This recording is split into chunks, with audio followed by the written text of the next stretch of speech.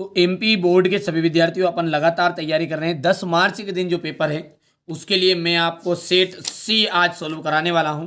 ठीक है, इससे पहले मैंने सेट ए और बी 2 क्वेश्चन पेपर आपको सोल्व करा दिया है। ठीक है, चाहे आपके पास में सेट ए आ रहा है, बी आ रहा है, सी डी कोई तरह का आ रहा है। ठीक है, मेरे द्वारा जो बताए गए आपको set A B C D E F कर लोगे तो पूरा जो असली पेपर है इनमें सब में आपको समाहित मिल जाएगा।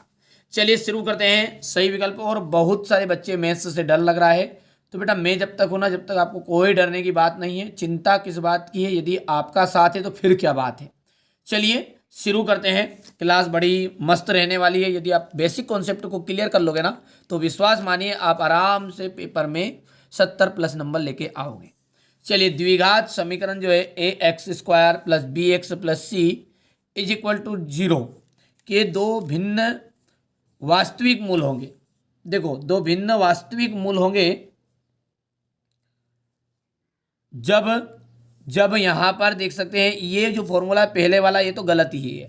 दूसरा फॉर्मूला भी सही है, b² - 4ac = 0, ये भी सही है। b² - 4ac ग्रेटर देन है 0 और यहाँ पर है b² - 4ac << 0। इसका मतलब क्या है, देखो जब भिन्न रहेंगे ना तो भिन्न तब हो सकते हैं जब आपका जो ये इधर जो है ना ये b² - 4ac, इसको आपको संख्या समझो, यानी कि 25 है। 25 क्या है, बड़ा है 0 से। तो यदि आपकी गिनती जो रहेगी, संख्या जब रहेगी, नंबरिंग, वो नंबरिंग बड़ी रहेगी तो आपके जो मूल रहेंगे ना वो भिन्न और वास्तविक रहेंगे। यहाँ पे क्या रहा आपका, बराबर है। तो ऐसी कंडीशन में आपके जो दोनों मूल है वो बराबर होंगे। तो यहाँ पे लिख देता हूं मैं आपके बेसिक कॉन्सेप्ट के लिए, 2 बराबर वास्तविक मूल होंगे। किस होंगे, 2 बराबर वास्तविक मूल होंगे।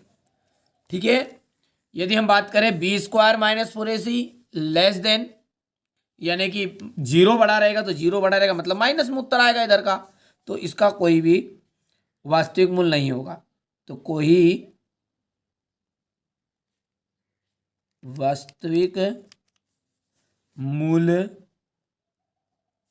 नहीं होगा। हो गया भैया इतना। यदि हम बात करें आगे की तो यहां पर है आपका एपी, थोड़ा सा बड़ा कर देते हैं ना, ये एपी -3 है, कोमा माइनस का 1/2 है, कोमा 2 का 11वां पद किसका होगा, 11वां पद। तो A11, तो ए इसका देखो यहां पर अपन करेंगे इसको सोल्व।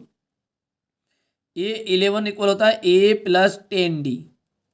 ठीक है, अब इसके लिए अपने को क्या चाहिए, पहले तो डी का मान चाहिए। तो डी का मान कैसे निकलेगा, इस माइनस का 1/2 में से 3 घटाओगे ना तो ये उत्तर जो आएगा आपका 5/2 आ जाएगा। कितना आएगा, 5/2 आ जाएगा। ठीक है, ये आपको डी का मान याद भी होगा। तो ए का मान मैंने रख दिया 3 + 10 × 5/2। देखो 2 से कट गया ये, तो कितना बच गया आपका, 5 5 दूनी 10, तो माइनस का 3 है और प्लस का 25 है, तो उत्तर कितना आ गया 22। 22 आंसर इसका आ जाएगा, जो कि इस तरह से रहेगा। और डी निकालने का फॉर्मूला तो याद भी होगा आपको, A2 में से A1 घटा लो। हो गया। यदि हम बात करें यहाँ पर जो है तो इसका अनुपात कितना निकलेगा, 4:1 निकल जाएगा। घन का जो संपूर्ण पृष्ठीय क्षेत्रफल होता है, घन का संपूर्ण पृष्ठीय क्षेत्रफल कितना होता है, 6a²। फिर हमने तो सुना A⁻3 क्या होता है, तो ये होता है आयतन। ये सारा फॉर्मूला घन का ही है। घन का आयतन कितना होता है, A3। यदि वक्र पृष्ठीय क्षेत्रफल की बात करें तो ये होता वक्र पृष्ठीय क्षेत्रफल, ये किसका है, 4a²। और ये है आपका घन का विकर्ण।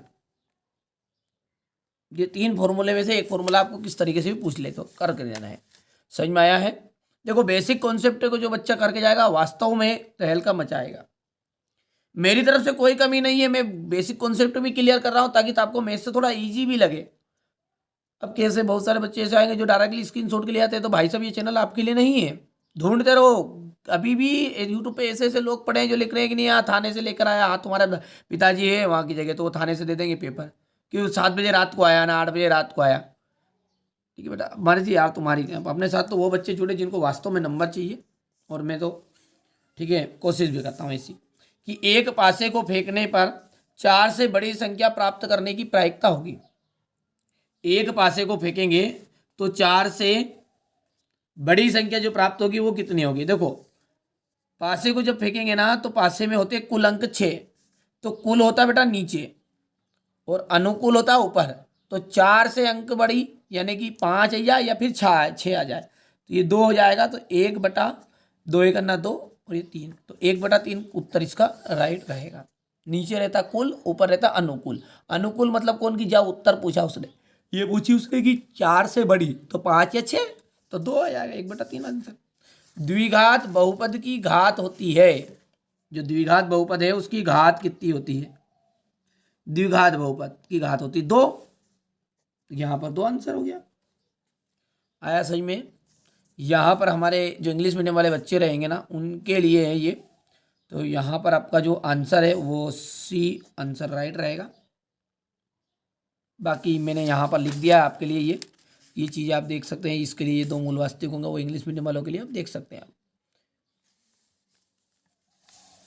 हाँ यहाँ पर 11th टर्म जो रहेगा वो 22 आ जाएगा। हो गया इतना। चलिए आगे बढ़ते हैं। तो क्वेश्चन नंबर जो 3 है वो देखिए। क्वेश्चन नंबर जो 3 है वो क्या कह रहा है हमारा, देखिए ध्यान से आप। तो इसका जो आंसर है बाबू, ये आंसर है आपका 4 अनुपात जो है ना वो 1 आ जाएगा। यहाँ पर 6a² आंसर है। 5th वाले में आपका 1/3 है और 6 वाले के लिए बाबू यहाँ पर आपका आ जाएगा 2। अब है यहाँ पर रेखिक बहुपद की जो अधिकतम घात हो सकती है वो कितनी हो सकती है, ध्यान देना है। कोई भी जो रेखिक बहुपद है उसकी अधिकतम घात कितनी हो सकती है, तो 2 हो सकती है कि 1 हो सकती है। ध्यान देना, ये तो अलग है, मैंने जो बोल रहा हूँ उसको भी ध्यान दो। रेखिक बहुपद की अधिकतम घात कितनी हो सकती है, तो 1 हो सकती है। यहाँ पे एग्जाम में पूछ रहा है आपसे कि रेखिक बहुपद के अधिकतम शून्यक हो सकते हैं, अधिकतम। तो रेखिक बहुपद के अधिकतम शून्यक हो सकते हैं बेटा 1। कितना हो सकता है, 1। यदि वो पूछे कि द्विघात बहुपद के, द्विघात बहुपद स्टार कर देते हैं अपन, द्विघात बहुपद के अधिकतम शून्यक, तो द्विघात बहुपद के अधिकतम शून्यक होंगे आपके 2। और सेम सिचुएशन रहती है आपकी समीकरण में। तो यदि यहां पर यही चीजें बोल दे कि रेखिक समीकरण, तो रेखिक समीकरण है तो समीकरण में चलता है मूल, ये चलता है मूल, और आपका बहुपद में चलता है शून्यक। तो रेखिक बहुपद हो तो 1 शून्यक लिख देना है, और रेखिक समीकरण हो तो 1 मूल लिख देना है। समझ में आ गया, रहेगा ये आंसर 1 और 2। इसी तरीके से द्विघात बहुपद है तो शून्य कितने हो गए, 2, और द्विघात समीकरण है तो मूल कितने हो गए, 2। समझ में आ गया आपको। समांतर श्रेणी जो है 3/2 है, 1/2 माइनस का 1/2 माइनस का 3/2। इसमें जो सार्व अंतर है वो सार्व अंतर आ जाएगा आपका माइनस का 1। सभी त्रिभुज समरूप होते हैं, सभी त्रिभुज होते हैं वो समरूप होते हैं। तो कौन से त्रिभुज, समबाहु त्रिभुज।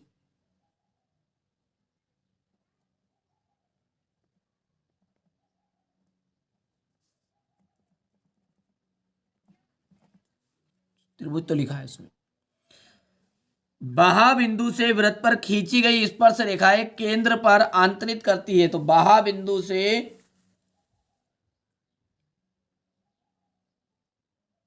खींची गई स्पर्श रेखाएं केंद्र पर क्या करती है, समान कोण आंतरित करती है। इधर का एंगल भी उत्तर रहेगा, इधर का एंगल भी उत्तर रहेगा, तो समान कोण आंतरित करती है। और एग्जाम में एक प्रश्न बहुत ही ज्यादा आता है कि दोनों स्पर्श रेखाओं की लंबाई कैसी होती है, जल्दी से बताओ। दोनों स्पर्श रेखाओं की लंबाइयाँ कैसी होती है, जो स्पर्श रेखा होती है ना उनकी लंबाइयाँ कैसी होती है, तो स्पर्श रेखाओं की लंबाइयाँ समान होती है। याद रखना उस चीज को आप, है ना। केंद्र पर थीटा कोण बनाने वाले दीर्घ त्रिज्यखंड का जो फॉर्मूला है वो क्या होगा, तो दीर्घ त्रिज्यखंड का फॉर्मूला होता है आपका 360 बाई थीटा माइनस थीटा बटा 360 इंटू पाई आर स्क्वायर। ये हो गया दीर्घ त्रिज्यखंड का फॉर्मूला। हो गया भैया। इसको दूसरा नाम संगत त्रिज्यखंड जो रहता है ना, संगत त्रिज्यखंड, उसमें होता है थीटा बटा 360। और दीर्घ में होता है 360 में से थीटा घटाओ।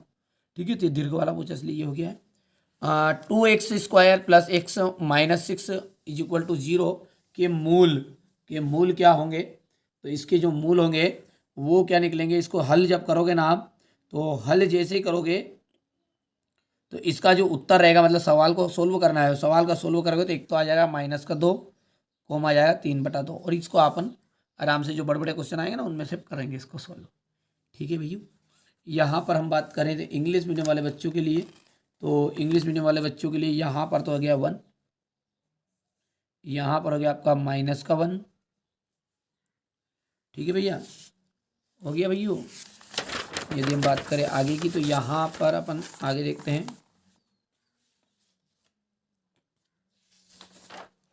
हे राम रे सबसे बड़ा रे तेरो नाम, शेरों वाली ऊंचे डेरों वाली बिगड़ी बना दे मेरी, हे माए रे नाम रे सबसे बड़ा रे तेरो नाम। चलिए, यहाँ से इंग्लिश मीडियम वाले बच्चे बढ़िया से कंप्लीट कर लेंगे इसको, है ना। ये हो गया आपका 3 4 5 6। यहाँ से अपना हो गया सत्य और असत्य। देखो, अंडर रूट में है आपकी x² प्लस 3x एक बहुपद है क्या? नहीं है। क्यों नहीं है बहुपद? क्योंकि बहुपद की जो घात होती है एक पूर्ण संख्या होती है। बहुपद की घात कैसी होती है? एक पूर्ण संख्या होती है। अब यहाँ पर करनी लगी हुई है और घात 2 है, तो घात 2 है तो इसका मतलब तो ये है कि बहुपद तो होना चाहिए, पर करनी का मतलब होता है 1/2। तो 1/2 मतलब आधी घात, तो आधी घात नहीं, तो पूर्ण संख्या का मतलब है कि आपकी ये तो 1 आ जाएगी, घात 2 आ जाएगी, 3 आ जाएगी, 4 आ जाएगी, ऐसे। तो ये बात होगी अपनी असत्य। ठीक है, और कभी भी ऋणात्मक नहीं होती, इस चीज को ध्यान रखना। द्विघात समीकरण के मूल एवं द्विघात के शून्य एक ही होते हैं, बिल्कुल सत्य बात है। ये दोनों के अपन मान जब निकालेंगे तो दोनों एक ही चीज होती है। और 5 और 7 का समांतर माध्य 6 होगा, ये बात भी आपकी राइट होगी। तीसरा भी, समरूप त्रिभुजों के क्षेत्रफल सदैव बराबर होते हैं। समरूप त्रिभुजों के जो क्षेत्रफल है सदैव बराबर होते हैं क्या? तो ये बात आपकी असत्य है, हमेशा बराबर नहीं होते। दो समरूप त्रिभुजों के क्षेत्रफलों का अनुपात इनकी संगत भुजाओं के अनुपात के बराबर होता है। ठीक है, तो ये बात हो जाएगी आपकी असत्य। क्यों हो जाएगी असत्य? क्योंकि दो समरूप त्रिभुजों के क्षेत्रफलों का अनुपात जो होता है संगत भुजाओं का अनुपात के, संगत जो भुजा है ना उनके वर्गों के, संगत भुजाओं का अनुपात के बराबर नहीं होगा, उनका वर्ग के बराबर होता है। ठीक है, वर्ग के अनुपात के बराबर। तो यहाँ वर्ग नहीं लिखा है, इसलिए ये बात असत्य होगी। कि किसी बाह्य बिंदु से वृत्त पर खींची गई स्पर्श रेखाएं बराबर होती है। तो बाह्य बिंदु से खींची गई स्पर्श रेखाएं जो होती है, बाह्य बिंदु है ये कोई भी, यहाँ पे एक वृत्त के, और यहाँ से इधर का और इधर का दोनों को नापोगे ना तो ये भी जैसे 5 सेंटीमीटर, तो ये भी कितना बनेगा 5 सेंटीमीटर। तो इसलिए ये बात होगी आपकी सत्य। गया, यही सेम अपना ट्रू फॉल्स का इसमें रहेगा। तो ये पहला हो गया आपका फॉल्स, दूसरा हो गया आपका ट्रू, तीसरा जो रहेगा ना वो आपका ट्रू है, चौथा आपका फॉल्स हो गया और पांचवा भी फॉल्स है, और छठा जो रहेगा ना वो आपका हो जाएगा ट्रू। हो गया इतना, ये ठीक है भैया। यहाँ से इतना हो गया, ये ठीक है। क्वेश्चन नंबर जो 4 है उसको देखिएगा। 0, y की बिंदु की कोटि, 0, y बिंदु की जो कोटि है वो कोटि क्या बनेगी? देखो भैया, कोटि किसे कहते हैं? आगे वाले को भुज कहते हैं, पीछे वाले को कोटि कहते हैं। तो कोटि क्या बनी अपनी? y sec² minus sec² theta -1। तो ये आपकी सर्वसमीका है, ये करनी घटा को तो सर्वसमीका, और इसका जो आंसर है वो आंसर क्या आ जाएगा आपका? ध्यान दो। ठीक है, तो इसका जो आंसर होता है tan² थीटा होता है। अब घात 2 से करनी कैंसिल हो जाएगी। ठीक है, तो घात 2 हो जाएगा तो हट गया, तो मतलब 10 बचा। sin² theta plus cos² theta, आप कहोगे 25 लिखा, तो भैया ये थीटा का ही काम करेगा, दोनों 25 है। तो sin² theta plus cos² theta is equal to होता है 1। cos 45 डिग्री, तो cos 45 डिग्री का मान हो गया 1/√2। cos 0 डिग्री, तो cos 0 डिग्री का जो मान रहता है ना वो होता है sec 0 डिग्री के बराबर, और 1 + tan² थीटा का हो जाएगा। सेम यही पोजीशन देखो, sec² थीटा जाएगा, sec² थीटा का जो अंडर रूट है, तो तो ये खत्म, सेक सीट आ जाएगा, ये हो जाएगा आपका छठा। हो गया। क्वेश्चन नंबर जो 4 है उसको देखिए, यहाँ पर इंग्लिश मीडियम वाले बच्चों का, तो यहाँ पर सेम तो है ही, सही मैं भर देता हूँ नंबरिंग आपकी। कर पाओगे? अरे कर लोगे। अब है एक वाक्य में उत्तर, यदि A equal to B Q है तो A एवं B का क्या संबंध है? तो A और B का ये संबंध है कि B जो है वो A का गुणनखंड है। यहाँ पर लिख देता हूँ B A का एक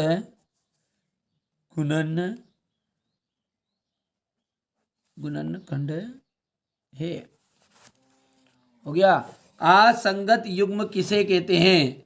तो असंगत युग्म उसे कहते हैं कि जब रेखाएं समांतर हो, जब रेखाएं समांतर हो एवं समीकरण युग्म का कोई हल ना हो तो युग्म कैसे होते हैं? असंगत होते हैं। लिख दूं क्या कि बोल दी लाइन उसमें काम चला लोगे? चलो बोल देता हूं एक बार और, है ना, कि जब रेखाएं समांतर हो एवं समीकरण युग्म का कोई हल नहीं हो तो उसे समीकरण युग्म, जब उस समय समीकरण युग्म कैसा होगा? तो उस समीकरण को क्या कहते हैं? उस युग्म को असंगत युग्म कहते हैं। तो उसे समीकरण संगत युग्म का कहते हैं, असंगत युग्म। ठीक है भैया, गलती से संगत बोल दिया, असंगत युग्म कहते हैं, उसे असंगत युग्म कहते हैं। अवनमन कोण की परिभाषा लिखिए। जो पहले वाला सेट था उसमें अपन ने आपको बताई थी उन्नयन कोण की परिभाषा, तो अवनमन कोण की परिभाषा भी मैं बोल देता हूं यहाँ पर, कि जब बिंदु क्षैतिज रेखा से नीचे होता है, जब बिंदु क्षैतिज रेखा से नीचे होता है तो दृष्टि रेखा और क्षैतिज रेखा, दृष्टि रेखा और क्षैतिज रेखा के बीच बना कोण आपका अवनमन कोण कहलाता है। कर पाओगे? पीई प्लस पी बार का जो मान है वो होता है A1, ये फॉर्मूला ही है आपका, और ये 100% आएगा। वृत्त की छेदक रेखा की परिभाषा लिखिए। चलो इसको तो मैं लिख ही देता हूँ ताकि बच्चे को दिक्कत नहीं आएगी। वृत्त को दो बिंदुओं पर, वृत्त जो है ना, ये पांचवा है ना, वृत्त को जो छेदक रेखा की परिभाषा कैसी बनेगी? ये वृत्त हो गया, और ये अंदर घुसेगा जब, तो कितने बिंदु और प्रतिच्छेद करी? 2, तो ये आपकी छेदक रेखा हो गई। तो वृत्त को दो बिंदुओं पर, दो बिंदुओं पर प्रतिच्छेद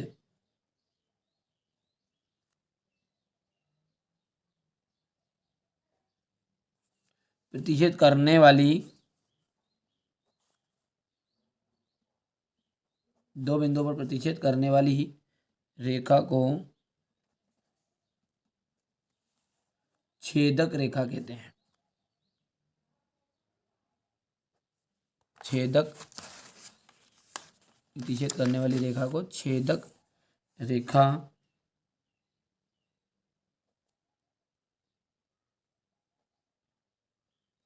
हो गया भैया। ये हो गया आपका आंसर, ये इसका। और अंतिम लिखा है 6 सेंटीमीटर वाले त्रिज्या वाले वृत्त के क्षेत्रफल का, वृत्त का क्षेत्रफल ज्ञात कीजिए जिसका कोण थीटा बराबर पे 60 डिग्री है। तो इसका आंसर आपको निकल जाएगा पाई आर स्क्वायर थीटा बटा 360 का सूत्र लगाकर आपका निकालोगे तो 132 बटा 7 आ जाएगा यहाँ पर, और सेंटीमीटर में है तो सेंटीमीटर स्क्वायर आंसर आ जाएगा। कर पाओगे भैया आराम से, पक्का। यहाँ पर अपन बात करेंगे तो ये इंग्लिश मीडियम वाले बच्चों का है, तो और बाकी तो 2 परिभाषाएं भर ही लेंगे। ठीक है, हो गया भैया। यहाँ से अपन क्वेश्चन नंबर 6 से देख सकते हैं। यहाँ पर जो क्वेश्चन है पूरे के पूरे क्वेश्चनों के आपको PDF दे दूंगा। ऐसे ऐसे क्वेश्चन है ये कि पूरा सॉल्यूशन के साथ अपन एक साथ उसका सॉल्यूशन भी कर रहे हैं। ऐसा नहीं है कि नहीं सॉल्यूशन नहीं कर रहे हैं, सॉल्यूशन का मैंने एक वीडियो डाल रखा है चैनल पर, क्योंकि छठा से लगाकर अपन पूरा सॉल्यूशन देखेंगे और बढ़िया से आपको कंप्लीट करवा रहा हूँ मैं। तो आप चैनल पर पहली बार है, सब्सक्राइब करिए, नोटिफिकेशन ऑन करिए, क्योंकि यहाँ चैनल आपके लिए कार्य कर रहा है और करता रहेगा। तो मिलते हैं अगले वीडियो में।